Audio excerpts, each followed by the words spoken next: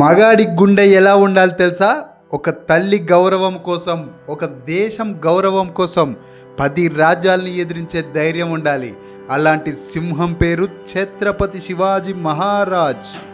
శివాజీ పుట్టింది ఒక రాజభవనంలో కాదు, ఒక స్వాతంత్ర స్వప్నంలో.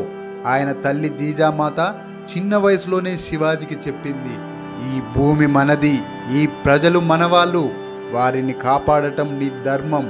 ఆ మాటలు శివాజీ గుండెల్లో అగ్నిలా రగిలాయి. స్వరాజ్యం కోసం పోరాటం.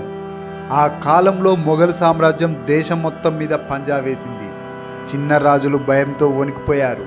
కానీ ఒక యువకుడు కేవలం కొద్ది మంది సైనికులతో అతిపెద్ద సామ్రాజ్యాన్ని సవాల్ చేశాడు. అది శివాజీ మహారాజ్. అడవుల్లో, కొండల్లో, కోటల్లో గేరిల్లా యుద్ధం చేసి శత్రువులను చిత్తు చేశాడు. మొఘల్ సేనాపతి అఫ్జల్ ఖాన్ శివాజీని మోసం చేసి చంపాలని ప్లాన్ చేశాడు. కానీ శివాజీ సింహం లాంటి తెలివితేటతో వాగ్నక్తో ఒక్క దెబ్బతో అఫ్జల్ ఖాన్ను చిత్తు చేశాడు. ఆ రోజు నుండి శత్రువుల గుండెల్లో శివాజీ పేరు వినగానే వణుకు పుట్టేది. ప్రజల రాజు, ధర్మయోధుడు. శివాజీ కేవలం యోధుడు కాదు, ప్రజల రాజు.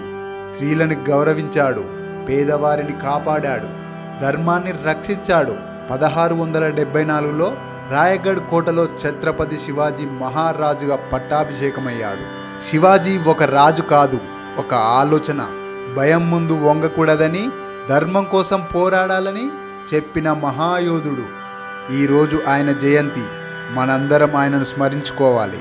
ఆయన స్ఫూర్తిని మన జీవితాల్లో పెట్టుకోవాలి. జై భవానీ, జై శివాజీ.